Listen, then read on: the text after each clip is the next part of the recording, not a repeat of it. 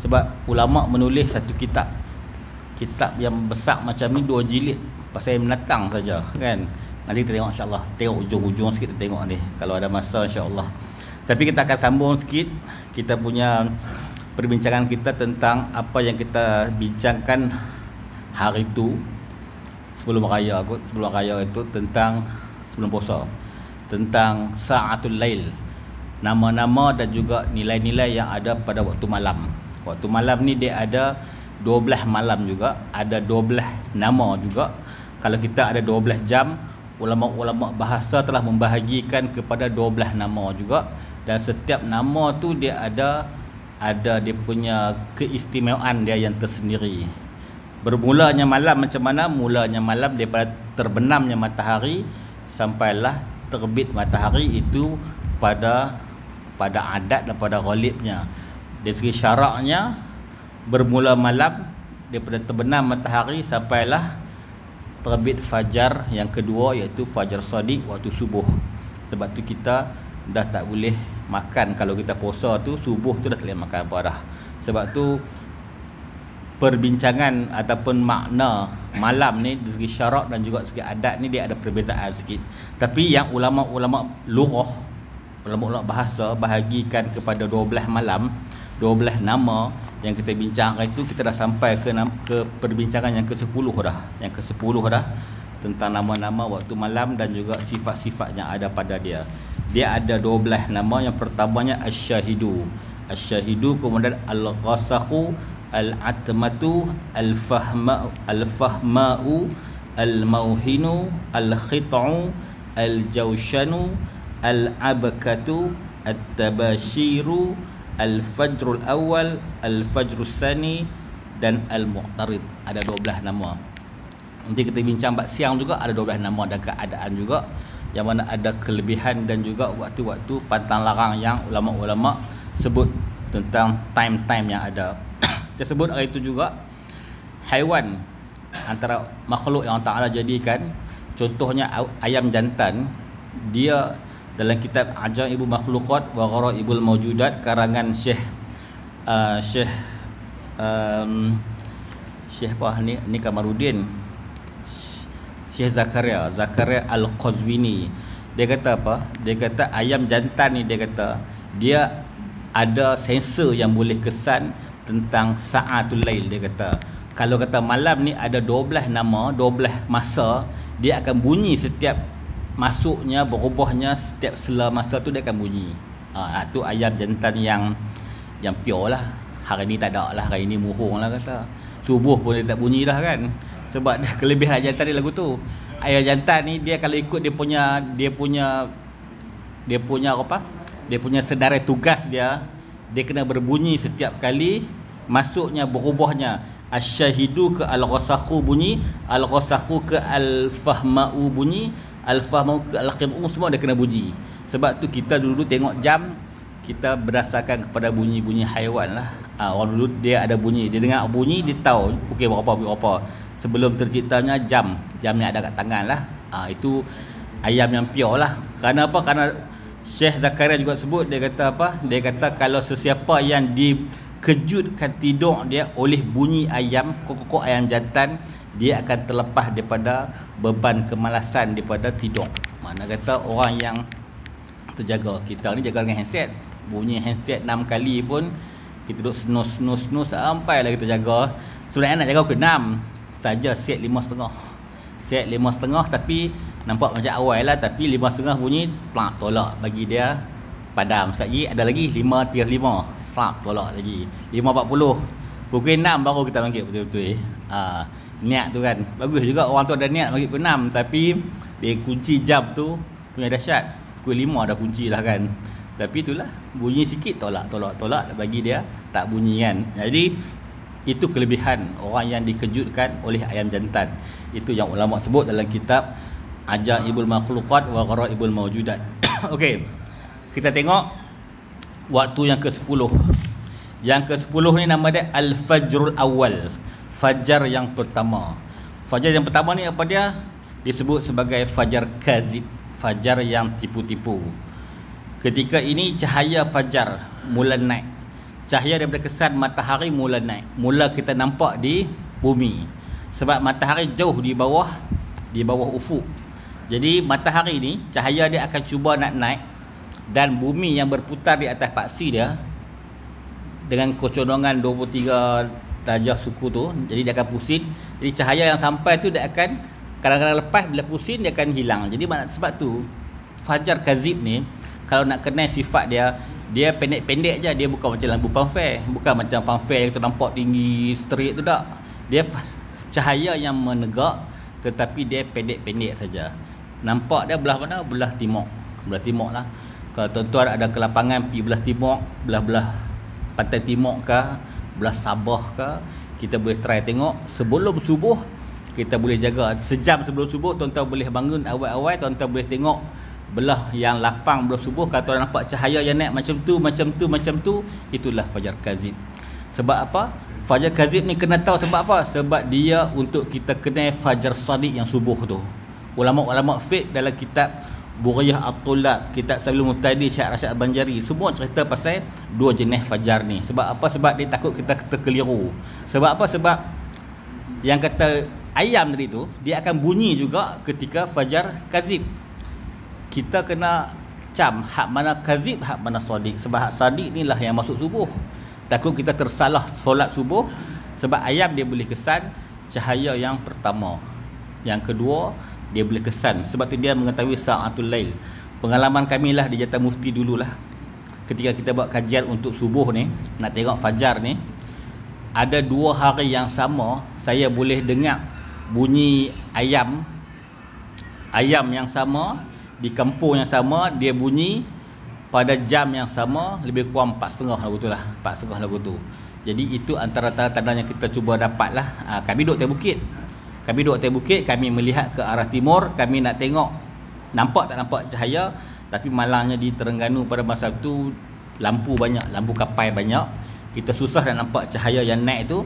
Tapi kita cuma ambil kecerahan cahaya guna alat. Bila mana cahaya mula terang, dia ada alat dia panggil Sky Quality Meter, SQM. Alat tu akan merekodkan cahaya yang mula naik. Tapi di bawah bukit sana ada kampung, kita dengar bunyi ayam 2 hari kita dengar bunyi yang sama. Tapi atas dasar kita punya penyelidikan, kita tak masuk dalam kita punya itulah, sebab dia benda yang tak boleh nak diukur. Kita buat kajian dengan alat yang boleh diukur, dia punya ketepatan dan juga dia punya technicality tu, kita tak masuklah bunyi ayam tu. Tapi secara peribadinya kita dengar benda tu berlaku pada 2 hari yang sama. Makna kata haiwan Allah Taala yang pertama, dia bagi kita, Allah Taala bagi kelebihan kepada dia. Yang pertama, dia boleh kesan cahaya yang paling halus, yang paling pertama muncul dekat langit.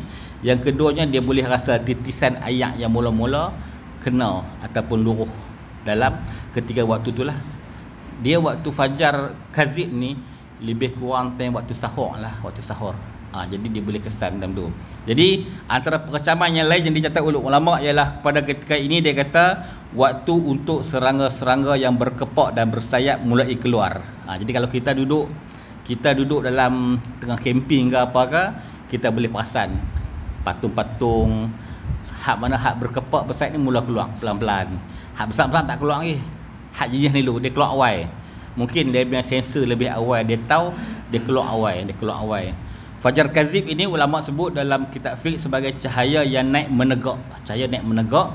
Dan pengalaman saya lah, selama saya kerja di Jatah Mufti 10 tahun dulu, 10 tahun lebih dekat Mufti kepada Patah Kerjatan Agama, saya nampak sekali je fajar kazib ni. Untuk dapat rezeki, setelah beberapa tempat kita pergi ke Pulau Pangkok tak dapat, kita pergi ke Gunung Jerai tak dapat, kita pergi ke Terengganu tak dapat. Akhirnya kami pilih untuk pergi ke kawasan Mersing. Mersing antara kawasan yang paling timur, boleh nampak matahari belah timur tu paling awal, dan juga kawasan yang gelap. Dan di Mersing pula bukan dekat Mersing, kita pergi ke pulau. Tapi lah ke Pulau Aur Pemangkin tak lah, jauh sangat. Kita pergi ke Pulau Tinggi nama dia. Pulau Tinggi ni dia dekat-dekat dengan dengan JT Tanjung Gemuk tu lah. Kita pergi ke situ. Dan di pulau tu, pulau yang besar, ada sekolah, ada kampung, Ada chalet belah sana hujung-hujung ada chalet, sini ada kampung. Dan depan kampung tu ada satu lagi pulau. Pulau kecil yang tak ada orang, pulau yang boleh macam Pulau Kezambu lah. Penang ni Pulau Kezambu, dia panggil pulau yang boleh relax. Kalau kata apa, nelayan boleh singgah saat nak relax apa tang tu. Jadi kami pergi ke pulau tu pada pukul 4 pagi, 3.30 pagi kami dah gerak budak bot tu, hantar kami ke pulau tu, naik bot awal-awal pagi. Kemudian kita duduk dekat situ, kita menghala ke arah timur untuk tengok lah. Jadi alhamdulillah pada hari tu kami dapat tengok dia berlaku tiga julangan cahaya yang naik. Saya nampak dua sebab saya duduk ujung sini, saya nampak yang kanan dengan yang tengah. Kalau saya ujung nampak yang tengah dengan yang belah kiri. Jadi kita sama-sama fokus nak ambil gambar, memang tak dapat lah sebab dia cepat. Dia naik hilang. Sebab tu dalam kitab dia kata apa, seperti ekor serigala. Dalam kitab Syekh Daud Al-Fatani, kitab Bughayah At-Tullab, dia kata cahaya ni seperti ekor serigala. Dia tebal dan putih, dan dia naik tu kira dia naik sat je. Ada juga setengah-setengah kitab dia kata seperti hantu yang melolong, naik hilangan. Dia tak macam yang pampir tu. Sebab tu disebut sebagai fajar kazib. Dia cahaya tapi bukan lagi fajar yang sebenar. Ulama suruh kenai hak tipu dulu, baru kita kenai hak betul. Nak bezakan kita untuk subuh. Inilah yang kita tengok ulama-ulama begitu cakna tentang waktu semayang lah. Takut kita salah. Sebab apa? Sebab antara syarat sah semayang kita ialah masuk waktu. Kalau kita silap dengan fajar yang pertama, itu maknanya kita semayang di luar waktu, dan kita memang tak sah lagi lah semayang kita. Kena tunggu fajar yang kedua, barulah berlaku dan masuk waktu. Okey. Jadi habis fajar kazib ni lebih kurang masuk waktu subuh. Dia akan habis lebih kurang subuh, dia kata lebih kurang 45 minit dia kata sebelum subuh. Dalam kitab Falak disebut sebagai, ada lagi satu fajar qabih. Dia kata ada 3 fajar. Yang pertama fajar kazib, kemudian fajar qabih dan juga fajar sadiq. Ada 3 jenis fajar. Tapi dalam kitab fiqh sebut 2 saja. Fajar kazib, fajar yang tipu-tipu, dan fajar sadiq, fajar yang betul. Jadi dalam kitab Falak ada disebut juga fajar qabih, fajar yang buruk. Sebab pertukaran cahaya daripada nak tegak tu, nak tukar kepada cahaya yang melintang, dia akan berlaku banyak perubahan di langit, dan orang yang melihat saja boleh mengetahui. Sebab tu kita kena kerap perhati langit kan. Saya teringat arwah guru saya lah dekat Terengganu itu, dia nak pencen. Kemudian dia fikir, dia kata apa aku nak tinggalkan kepada orang ramai, dia kata. Sebab dia kerja, dia dulu dia kerja warden. Daripada muda sampai 53 dia kerja warden. Nak pencen 55 dia kerja warden. Dia fikir satu malam dia tengok ke langit, dia kata ya Allah, aku nak buat apa ni, nak tinggal. Dia kata tak banyak nak sedekah, anak-anak pun tak jadi ustaz-ustazah dah. Bukan anak-anak pun bagus, tapi anak dia semua profesional, jadi doktor semua. Apa yang aku nak tinggal, dia kata. Kemudian dia terfikir bila dia tengok bintang dekat langit, dia kata elok juga kalau aku mengaji bab bintang ni. Akhirnya dia pergi cari ilmu di Indonesia, dia cari ilmu di Singapura, dia cari ilmu di Kedah, di petani semua. Sampailah dia mahir ilmu falak ni, dan dia mengajar di usia yang nak pencen dah. Sampailah habis umur dia. Saya sempat belajar dengan dia pada tahun 2006, dan dia meninggal pada 2009. Tak lama mana pun kita dan jumpa masa khusus saja, tapi itulah sejarah dia. Makna kata dia melihat langit dan dia melihat satu peluang. Dia kata aku nak ajak kepada orang ramai tentang ilmu, tentang langit, mudah-mudahan ada manfaat. Dan kami antara orang yang belajar di Kuza ambil CJ Falak, kebanyakannya adalah anak murid dia lah dalam bab kiraan. Okey, itu fajar kazib, fajar yang pertama. Fajar tipu-tipu. Kemudian dalam senarai Sa'atul Lail yang ke-11 ialah fajar as-sani. Hak tadi fajar awal, yang kedua fajar sani. Fajar yang kedua ataupun fajar sadiq, ataupun masuknya waktu subuh. Ketika ini antara pengamatan ulama, dia kata apa? Dia kata ketika ini, dia kata waktu ini ikan-ikan mula naik ke permukaan. Waktu ni mulalah benda-benda yang besar sikit, mula dapat kesan cahaya dan mereka akan mula naik.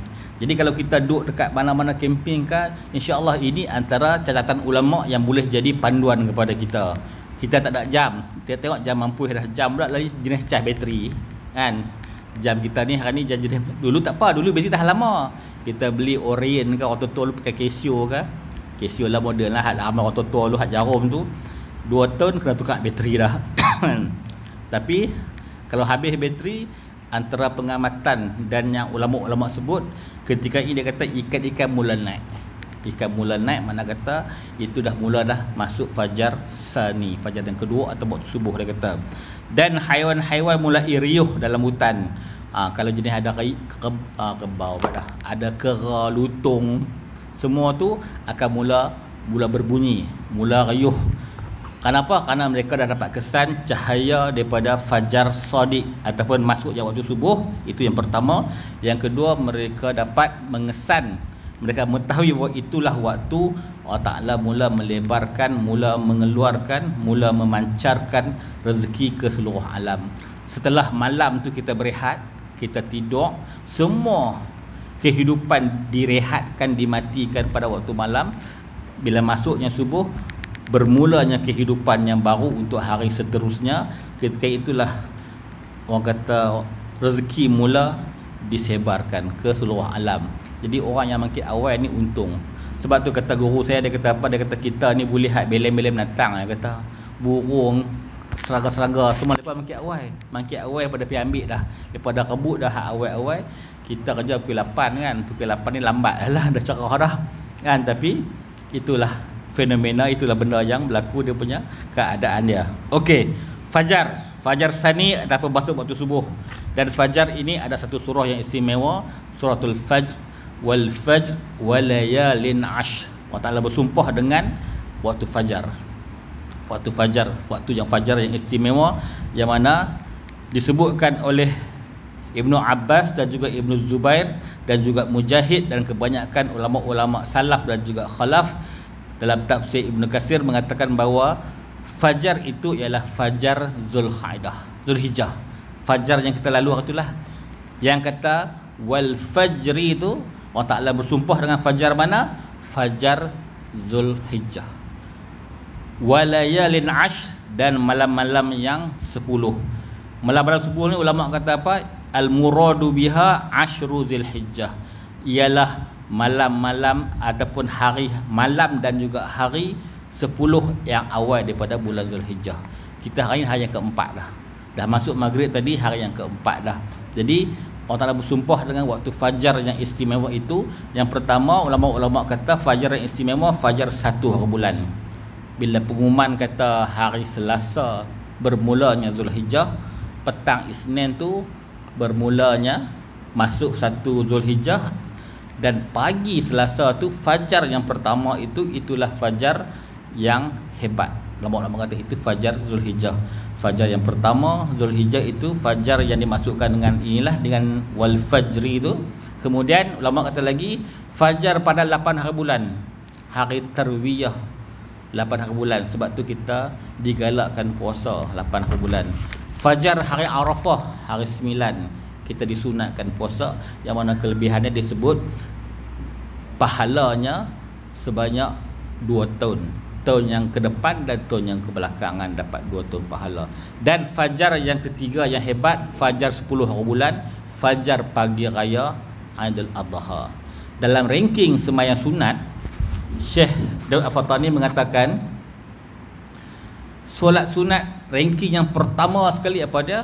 Solat sunat Aidil Adha. Yang ni yang paling tutut. Yang sunat-sunat muakkad yang nombor 1 sekali ialah sunat hari raya korban. Hak tu yang pertama. Yang kedua apa dia? Raya Aidilfitri, raya kedua. Yang ketiga gerhana matahari. Yang keempat gerhana bulan. Ada lagi ranking-ranking dia yang Syekh Daud Al-Fatani tulis dalam kitab Bughayah At-Tulab tu. Ranking-ranking sampai berbelah-belah ikut keutamaan. Tak apalah kita buat hak manadan, tak apalah, buatlah hak manadan, tapi nak habaknya hak ni jangan terlepas. Solat dalam senarai solat sunat yang ada, hak ni yang paling nombor 1 sekali. solat sunat Idul Adha. Jadi malam walaupun disebut walayalin ash, ulama kata malam-malam ini termasuklah siang hari yang 10, 1 sampai 9 Zulhijjah. Kita disunatkan berpuasa, digalakkan berpuasa. Hari 10 tak boleh puasa lah, hari raya 10 tak boleh puasa kan. Jadi 11, 12, 13 Tasyrik pun tak boleh puasa, kita buat korban. Dia ada kelebihan-kelebihan dia, yang mana ulama-ulama kata pada hari itu kita perbanyakkanlah. Dalam surah Al-Hajj dia kata apa? Liyashhadu manafi'a lahum wa yadhkuru smallahi fi ayyamin ma'lumat. Dia kata untuk diperlihatkan kepada kamu manfaat bagi orang-orang yang ada di Mekah dia buat haji. Wa yadhkuru smallahi fi ayyamin ma'lumat, dan juga banyak ingat sebut nama Allah Ta'ala pada hari-hari ayyam ma'lumat. Ulama-ulama kata qala Ibn Abbas radhiyallahu anhuma al-ayyamul ma'lumat yakni ayyamul ashr. Yang dikatakan ayyam ma'lumat tu hari-hari yang dimaklumi itu ialah hari yang ke-10. Hari yang 10, 1 sampai 10 itu disebut sebagai ayyam ma'lumat. Itu dia punya tafsiran dia. Jadi pada hari ini kita digalakkan untuk apa? Untuk kita banyak bertahlil, bertasbih, bertalbik, semua kita banyakkan berzikir pada hari itu 10 hari bulan ni. Kenapa ulama kata kalau boleh kita buat lebih banyak zikir daripada hari yang biasa. Kalau hari biasa kita buat 100, hari 10 hari ini kita buat sampai 300. Kata ulama kalau kata banyak tu macam mana? Banyak tu 300 dia kata, paling kurang. Kalau kata banyakkan berzikir, sekurang-kurangnya 300. Lah senang je, lah kita ada banyak tasbih tu kan, senang. Tak payah biji dah lah, digital lagi senang kan. Jangan beli hak besi hak lama tu. Hak besi tu saya baru ni saya suruh kawan saya beli jam randik. Jam randik ni apa dah, hak kita nak spotnya, nak ambil apa kelajuan apa tu kan. Dia beli jam randik, dia beli tu tasbih tu, ketak yang hak besi tu. Allahu akbar, ambil jugalah kata. Kita tak nak jam randik sebab jam untuk kita stopwatch kan. Jadi dia kata kedai tu kata hak ni jam randik. Saya kata hak ni tasbih kata, tapi hak tu hak jenis lama, Maidin jual tu besar lah. Tekan cekak. Allah kata malu orang dengar kan. Kita pakai hak digital kecil lebih senang. Orang pun tak berasa kan, tak dengar mana tak bising lah. Itu kelebihan yang ada pada 10 hari bulan, 10 hari yang ada pada bulan Zulhijjah. Disebut juga ayyamul ma'dudat, hari-hari yang dibilangkan, iaitu apa? Hari tasyrik 11, 12, 13. Itu hari tasyrik. Hari Arafah. Hari Arafah ni hari apa? Arafah ni nama dia, antara makna lain Arafah ialah apa? Makna pertama Arafah ni mengetahui Arafah. Mengetahui dan juga boleh cam. Kenapa? Kerana dalam sejarah cerita baginda Adam alaihissalam, di situlah dia bertemu dengan Sayyidatina Hawa, dan juga mereka saling mengenali di tempat di Arafah tu lah, di Arafah. Kemudian cerita dia macam ni lebih kurang. Cerita dia kalau kita ikut guru saya, cerita dia pada 1 hari bulan Zulhijjah, kedua-dua Nabi Adam dan juga Sayyidatina Hawa ni, mereka telah buat keputusan nak pergi buat haji di Mekah. Seorang duduk jauh, dua-dua orang ni terpisah selama 40 tahun, terpisah sejak diturunkan ke dunia ni.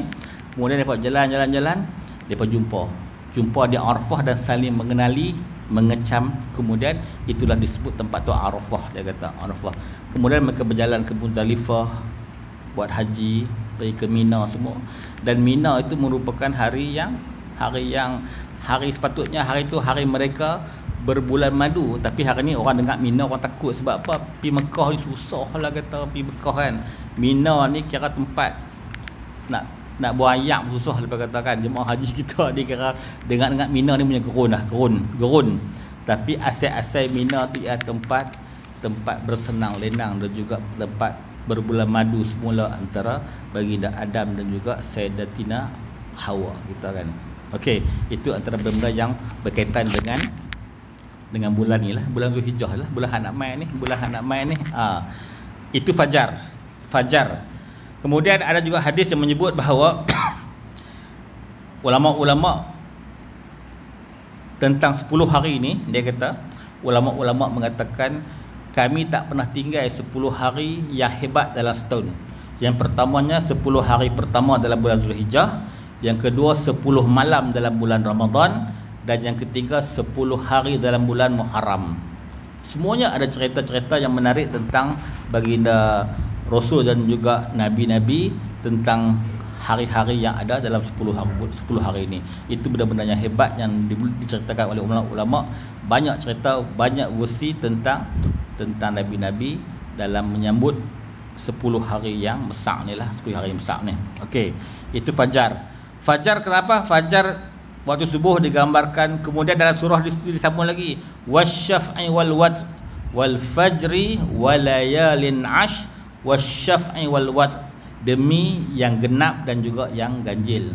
Yang genap tu hari apa? Hari 8, hari tarwiyah, dan witr hari yang ke-9, hari Arafah. Kan. Kemudian walaili iza yas, demi malam apabila dia berlalu. Malam ni berlalu sebab apa? Sebab kemunculan fajar, malam pun berlalu. Itu nak habaq kata permulaan siang bermula dengan terbitnya fajar. Jadi waktu fajar ini antara waktu yang elok untuk kita membuat permintaan. Sebelum subuh tu kita buat permintaan yang banyak, rayuan yang banyak pada Allah Ta'ala.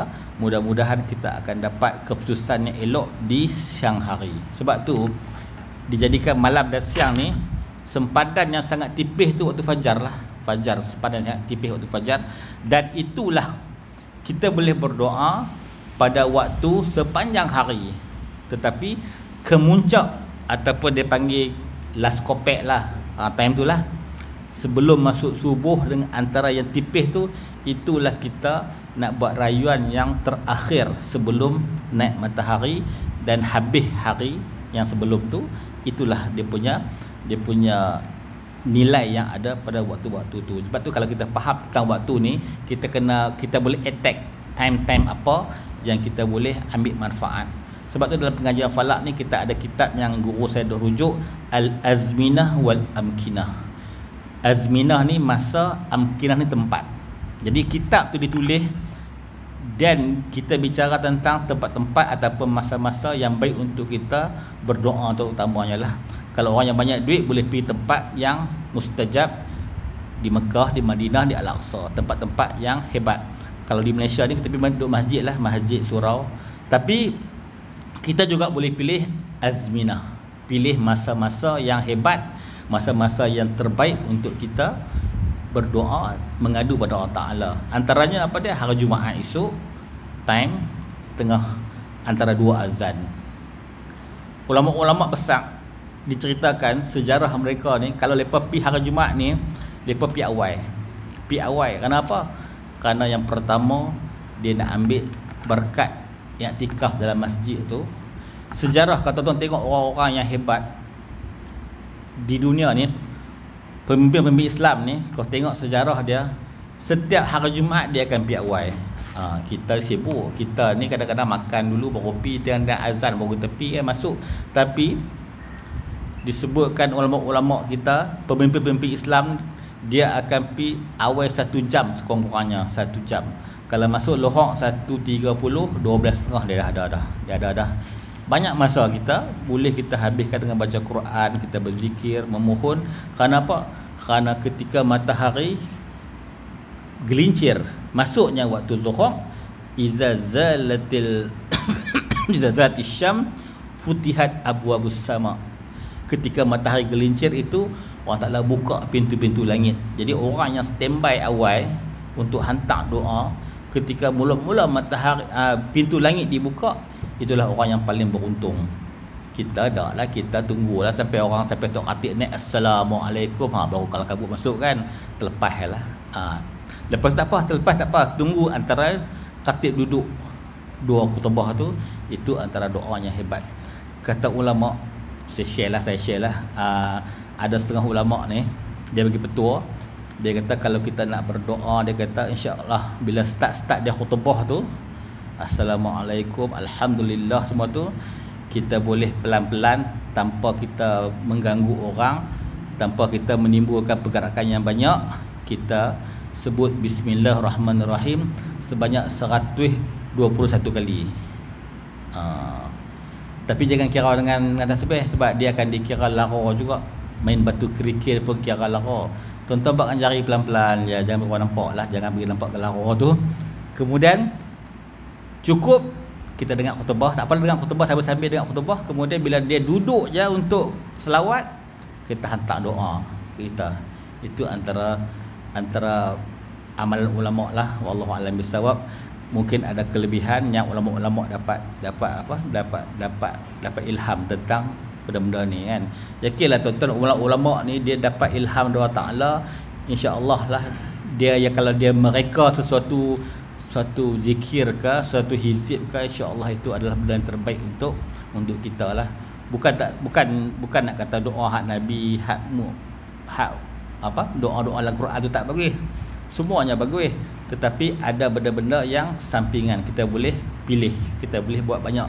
Kadang-kadang kita sampai tak buat semua langsung, tapi hak mana kita boleh buat. Sebab apa? Allah Ta'ala nak bagi rasi dengan kita ni, bukan semua orang boleh rasi dengan satu ayat, dua ayat. Dia ada lain-lain orang. Jadi kita cuba semua tu. Hak mana tuan-tuan boleh buat lama, kalau zikir subhanallah walhamdulillah tu tuan-tuan boleh buat lama, mungkin hak tu rasikan tuan-tuan. Kalau tuan-tuan boleh bawa sallallahu alaihi Muhammad selawat sepanjang masa, itu yang rahsia dengan kita kan. Bukan semua kita boleh follow kata orang ni tok syekh, kita boleh follow dia, mungkin tak rahsia dengan kita. Kita cuba banyak-banyak, kita cuba sebab kita kan kena minta tolong pada Allah Taala, supaya Allah Taala tolong kita bagi apa yang sesuai dengan kita kan. Kadang-kadang macam-macam lah jadi kan. Tu benda-benda yang kita kena tengoklah. Contohlah kan, hari tu saya habaq-tabaq kata ada orang RTM lah tanya saya, dia kata Ustaz tahu tak pasal apa Syekh Abdul Fahim letak tarikh 31 Ogos sebagai tarikh merdeka? Saya kata ada orang nak cerita pasal buruj kat langit semua tu kan, ada orang cerita dah tarikh-tarikh tu. Tapi saya kata satu ya, saya yakin dia ni ulama, dia ni wali Allah, dia ni ulama saya rasa. Dan mereka ni kalau kadang-kadang Allah Ta'ala boleh bagi kat mereka ilham untuk pilih. Itu yang pertama. Dari segi falaknya saya kata, falak ni melihat pengulangan ni ada yang baik, ada yang tak baik. Jadi mungkin Syekh Al-Fahim mungkin dia melihat ada satu pengulangan, satu tarikh yang tahun sebelum tu ada mungkin benda yang kurang elok berlaku kat Malaysia, dan pengulangan tu akan main lagi kepada kita, dan dia kata ini tarikh yang elok, tahun yang elok. Kalau hampa tak ambil time ni, mungkin kita lambat nak develop. Itu antara pendapat yang saya boleh bagi lah kata. Hal lain saya tak nak bang apa, sebab dia pun tak bang kita pasal apa kan, dia pun dah tak ada dah kata. Kita boleh buat andaian berdasarkan keilmuan falak yang ada pada orang tu, dan juga apa yang kita belajar pada hari ini. Jadi kita yakinlah kata, tapi nak habaq secara betul-betulnya pasal apa dia pilih tarikh tu, wallahu a'lam bissawab. Dia Allah Ta'ala, dia yang tahu kenapa dia pilih tarikh tu. Kita boleh buat banyak andaian. Kita boleh buat andaian atas langit tu ada buruj apa, ada buruj yang kuat ke, ada buruj yang stabil ke, ada buruj mizan ke. Buruj mizan ni buruj dacing. Zaman tu mana dacing lagi, orang duk kata apa dacing baru kata. Zaman tu tak ada lagi ya parti tu kan. Tapi memang ada buruj keadilan. Mizan ni dia timbangan yang elok kan. Jadi mungkinlah, wallahu a'lam bissawab. Jadi orang boleh buat macam-macam andaian, dan kita juga boleh kata beberapa andaian, tapi itulah antara yang rapat dengan dia pun tak dapat bagi keputusan yang betul-betul tepat. Sebab itu antara dia dengan Ta'ala, dan dia yang melebarkan benda tu kepada kita lah, wallahu a'lam bissawab. Okey, untuk sikit lagi kita masuklah. Dah habis dah. Lepas Fajar Sani tu ada satu lagi waktu yang ke-12, Al-Mu'tarid. Mu'tarid ni cahaya terbentang. Lepas subuh tak naik matahari lagi, tapi cahaya mula dah terbentang, mula dah merah. Jadi ketika ini ulama-ulama kata apa? Antara benda yang boleh diamalkan sebelum matahari naik, dia kata kita membaca Asma'ullahul Husna, iaitu Ya Latif sebanyak 100 kali. Tuan-tuan kalau free matahari naik kali apa? 7-6 minit naik. Kalau tuan-tuan sampai pejabat pukul 7 ataupun duduk larita ke, baca Ya Latif 100 kali baca. Kemudian sambung Allahu latifun bi'ibadihi yarzuqu man yasha wa huwal qawiyul aziz, baca 100 sekali. Kemudian kita doalah Antara yang ulama ajak, Allahumma inni as'aluka rizqan halalan kasiran tayyiban. Itu antara doa untuk buhur rezeki di awal-awal pagi sebelum matahari naik. Okey, dah habis tentang 12 nama pada waktu malam. Kita tengok sikit apa yang ulama sebut tentang haiwan. Ini kitab nama ada Hayatul Haywan Al-Kubra, kitab haiwan yang besar, ditulis oleh Syekh Kamaluddin Ad-Dumairi, tentang haiwan bermula dengan huruf alif. Huruf alif, asadun, arnabun. Dia cerita semua tentang haiwan.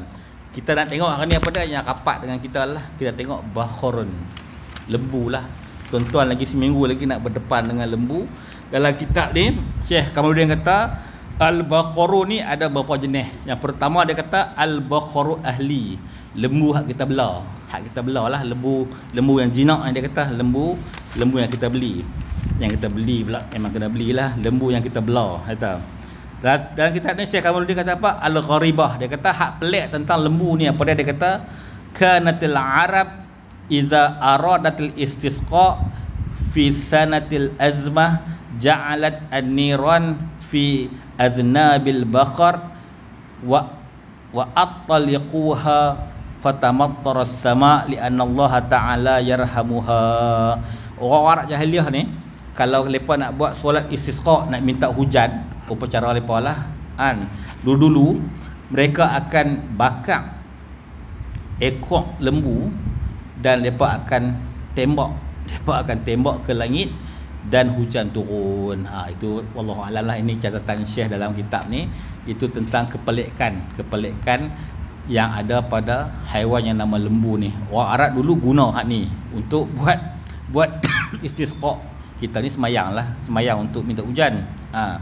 Al-hukmu, hukum dia, hukum lembu ni yahillu aklaha wa syarbal albanaha ijma'an. Kita boleh makan dia dan juga kita boleh minum susu dia secara ijma', dia kata. Wa fi sahih an Aisyah radhiyallahu anha ta'ala anha anna Nabi sallallahu alaihi wasallam qala samnul bakhari wa albaniha shifaa'un wa lahmuha da'un. Dia kata minyak sapi lah kot, minyak sapi dan juga susu lembu ni jadi ubat, syifa, penyembuh, walah muhadaun, dan dagingnya boleh jadi penyakit. Daging ni tak boleh makan banyak. Sebab tu hari ni pun orang macam saya ni darah tinggi ke macam mana tak boleh makan banyak-banyak. Saya kata okey, yang hebat dalam kitab ni Syekh Kamaluddin tulis tentang khawas, kelebihan yang ada pada lembu. Dia kata apa? Al-khawasu sahmul baqar, lemak lembu, lemak. Iza bukhira bihi al-bait ma'a zarnish ahmara taradu minha al-akharib wal hayyah wasailul hawam. Dia kata lemak lembu ni kalau kita bukhar, kalau kita asapkan dalam rumah, dia kata bersama dengan, dia kata sejenis racun lah, dia kata akan dapat mengusir daripada rumah itu al-akhrab, kalajengking, wal hayyah, ulang-ulang, dan juga wasairil hawam, dan juga kutu-kutu. Dia kata boleh halang. Nanti tuan-tuan bila lepas korban nanti cari lemak dia, minta lemak dia. Tak mau lemak mai kat kita, kata kita akan buat ubat dengan lemak tu. Kelebihan haiwan juga ada dalam kitab Farqadain karangan Syekh Muhammad Ismail Al-Fatani. Baca juga tentang lembu. Sonok tentang lembu ni dia baca. Tapi kalau tuan-tuan nak tengok hak pelik-pelik pun ada juga ni, tapi saya tak baca lagi lah. Masuk live lagi tak boleh pula. Okey. Bermula tanduk lembu jika dibakar akan dia dan dibubuh pada makanan orang yang demam beradat 4 hari sekali, nescaya hilang ia daripadanya. Tanduk lembu. Tanduk lembu kikih kot noh, bakar kemudian buh dalam makanan orang yang demam beradat 4 hari ni, macam demam kora lah, demam 4 hari lega sehari, demam 4 hari lagi demam. Jadi dia kata buh dalam makanan dia, insya-Allah dia akan hilang daripada dia, hilang demam itu, dia kata. Dan 2 tanduk lembu jika dibakar akan dia hingga jadi habu dan dihancurkan dia dengan cuka dan dilumur dengan dia tempat sopak, penyakit sopak, dan menghadap ia akan matahari, maka bahawasanya hilang sopaknya. Lomok dengan cuka, letak kat tempat yang ada sopak tu, jemuk kat matahari, insya-Allah dia boleh hilang. Ini antara petua-petua yang ulama-ulama tulis tentang lembu lah. Banyak ni haiwan ni, rimau pun ada, burung belatuk pun ada, tapi dia akan sampai insya-Allah sampai. Dan otaknya, otak lembu, ni orang suka otak lembu ni. Otaknya pada ketika basah, kena ambil basah-basah tu. Jika dihancurkan dia dengan minyak dan dititikkan pada telinga yang sakit, nescaya hilang sakitnya. Hak sakit telinga ni boleh berubat dengan otak. Orang ni otak suka buat apa? Suka buat masak ni kot pasal lemak mana? Pasal lemak makan otak, saya tak nak makan ni, tak nak makan otak ni. Dan hempedu lembu, jika dicampur akan dia dengan biji zargir, biji selada ataupun biji salad, dan juga biji fujal, lobak, dan juga air fujal, dan dimasakkan ia dengan api supaya beku dan dilomok pada penyakit jeragat dan juga panau, maka bahawasanya hilang ia apabila dikekalkan yang demikian itu. Banyak juga ni, nanti jenis berebut kita sekali untuk orang korban sekali kan, hak mana tak mau kan. Dan pada hempedu lembu ada batu besar biji adas, dia kata. Dalam hempedu tu ada satu batu kecil, dia kata. Besar, adas ni besar biji sawi je. Dan jika dibubuh akan dia pada air ganja dan air daun kilam, dan menghisap oleh dia orang yang lupa, yang berkancing gigi, nescaya hilang daripadanya. Ini jenis orang sawan. Dan jika dilomor pada kayu hempedu tu dengan batu tu, lomor pada kayu dengan hempedu lembu, nescaya tiada berulat akan buahnya. Yang tanam buah pelam, pokok pelam boleh cari ambil hempedu tu, lomor dekat pokok batang pokok kita lah. Dan jika dicampur hempedu lembu dengan tahi tikus dan dibubuh dalam dubur orang yang tiada keluar angin dan sembelit, nescaya hilang pada ketika itu jua. Ni ubat untuk orang sembelit dan juga tak keluar angin. Kena ambil hempedu lembu dengan tahi tikus. Nak cari mana tahi tikus ya?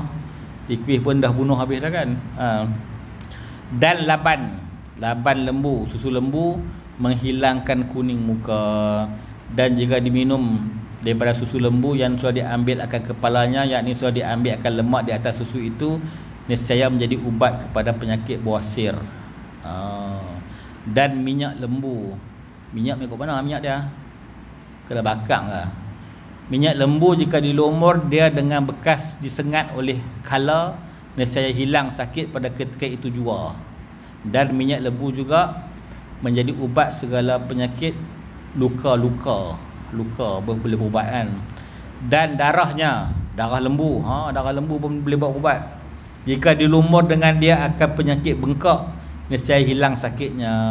Nanti tengok nanti bila korban tu tengok darah lembu, mana yang bengkak-bengkak tu, lomok tengok jadi ke tak kan. Sebab darah ni antara benda-benda yang kita boleh buat berubat, terutamanya penyakit yang luruh bile palsy kan. Bile palsy tu.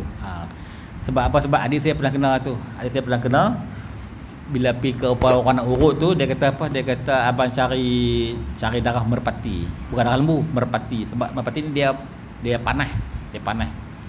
Jadi cari merpati lah. Kebetulan dalam kampung saya ada orang yang bela merpati, dia bagi dah sekok, dia kata abang sembelih, ambil darah dia cuma letak sebab dia panas. Dan alhamdulillah dia tolak balik, kembalilah kepada asal. Sebab biar pasti ni dia lurus sebelah, dia lurus sikit-sikit kan, betul kotor balik, dia kena mengurut. Jadi antara benda-benda yang kita boleh ubat dengan darah itulah yang saya alami sendiri memang itulah, dia memang boleh buat kan.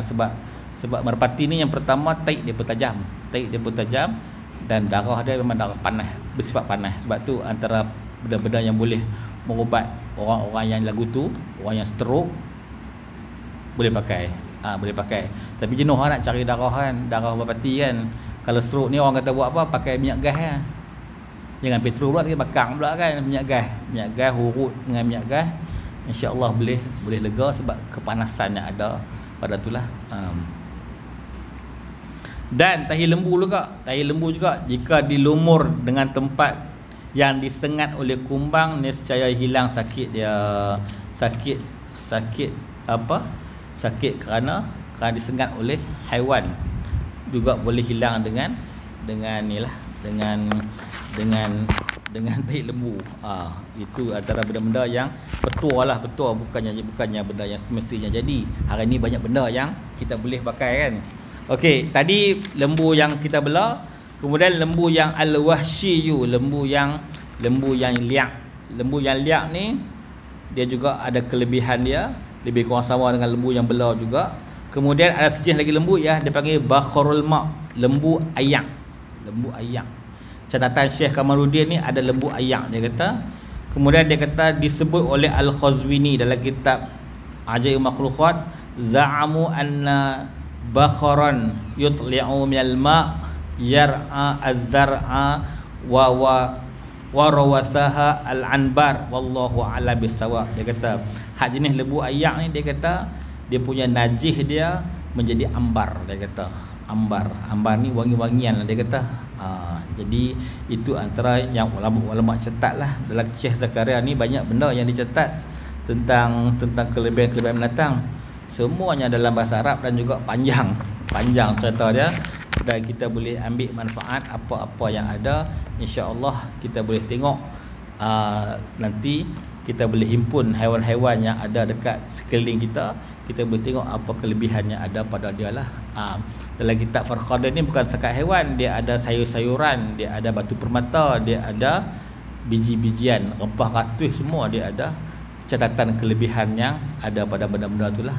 Jadi wallahu a'lam bissawab, mudah kita dapat manfaat daripada apa yang kita bincangkan pada malam ni, terutama tajuk kita tentang fajar yang ada pada 10 hari ini. Kita masih lagi belum terlambat kerana esok baru fajar yang keempat. Kita kejarlah lagi 3 fajar. Kalau tuan-tuan dah terlepas fajar yang pertama, kenapa? Kerana ulama menyebut dia kata apa? Dia kata fajar ini, dia kata fajar Zulhijjah ini ialah fajar penghormatan. Dia kata menghormati orang-orang yang jadi tetamu Allah Ta'ala. Fajar penghormatan. Belai dengan fajar yang ada pada bulan Ramadan, itu fajar penghargaan. Salamun hiya hatta matla'il fajr. Sejahtera bagi mereka sehinggalah naik fajar. Hak tu untuk orang yang dapat Lailatul Qadar. Fajar habis, fajar tu habislah kelebihan Lailatul Qadar pada malam tu. Tapi itulah fajar penghargaan bagi orang-orang yang berjaya merebut Lailatul Qadar. Ya, itu kelebihannya adalah itu yang mana yang disebut oleh ulama perbezaan dua fajar tu, dua fajar. Jadi kita sekarang ni berada pada fajar yang 10 ni, kita rebutlah hari tarwiyah, fajar hari yang ke-8, fajar asy-syaf'i wal watr, fajar hari 8, hari 9 genap dan ganjir, dan juga fajar hari 10 hari raya, fajar pada pagi raya. Di antara kelebihan-kelebihan yang ada beramalan ialah pada malam raya. Doa yang tak tertolak, doa yang dimakbulkan, doa pada malam raya, ibadat malam raya. Dan ulama juga sebut dalam 10 hari ni, walayalin ashr ni, dia kata walaupun banyak kelebihan, gandaan kelebihan yang Allah Ta'ala bagi, pahala pada orang yang buat kebaikan, jaga-jaga yang buat kejahatan juga akan digandakan juga. Wallahu a'lam bissawab. Jadi hari-hari yang mulia ni, jangan nampak kelebihan saja, buat jahat pun dia akan double juga. Jadi kita kena ingat. Jadi ini adalah peringatan untuk kita, dan inilah yang dibagi pada kita. Berapa ramai orang yang Ramadan tu pun tak nak habis, tak ada nak sampai Zulhijjah, tak dapat kelebihan 10 hari ini. Dan kalau kita terlepas juga 10 hari ini, doalah moga-moga kita dapat 10 hari yang akan datang, 10 hari di bulan Muharram. 1 sampai 10 Muharram tetap ada kelebihan dia. Doa-doa kita dapat sampai, kita dapat lalu pada semua hari-hari yang hebat ni. Sebab ulama kata 10 hari dalam 1 tahun ada 3 kali. 10 malam Ramadan, 10 hari Zulhijjah, 10 hari Muharram. Itulah hari-hari yang hari kebesaran, dan dia kata kebanyakan salafus salih dan ulama tidak pernah membesarkan mana-mana hari melainkan 3 jenis hari inilah. 3 jenis hari ini, 10 malam Ramadan, 10 hari Zulhijjah, dan juga 10 hari Muharram. Wallahu a'lam bissawab. Salah silap mohon maaf banyak-banyak. Kita tangguhkan dulu kuliah kita dengan tasbih kafarah dan suratul As. Subhanakallahumma wa bihamdika anta astaghfiruka wa atubu ilaik. Bismillahirrahmanirrahim. Wal 'asri innal insana lafi khusr illa sholihin wa tawassaw. Assalamualaikum warahmatullahi wabarakatuh.